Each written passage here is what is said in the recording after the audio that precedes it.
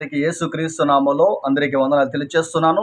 ఈ లైవ్ చూస్తున్న మీ అందరికి కూడా మరొకసారి వందనాలు తెలియజేస్తున్నాను. అలాగే ఇతరులకి చేరుచేస్తున్న ఈ యొక్క వాక్యాన్ని బట్టి దేవుని ఎంతగానో స్తుతిస్తున్నాను. ప్రియమైన దేని బిడ్డలారా, అందరూ బాగున్నారు కదా? దేని బిడ్డలారా, ఈ లోకంలో చాలా మంది ఏమనుకుంటారంటే అందరూ ఉండి ఒక్కోసారి మనల్ని సడన్గా విడిచిపెట్టేస్తూ ఉంటారు. అటువంటి సమయంలో మనం ఒంటరితనం అనుభవిస్తూ ఉంటాం.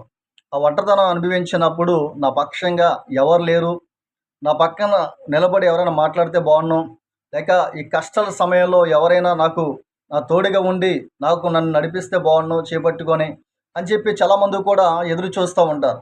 కానీ దేని బిడ్డలు చూడండి, ఒకసారి మనం అనుకున్న వారే మనల్ని విడిచిపెట్టవచ్చు.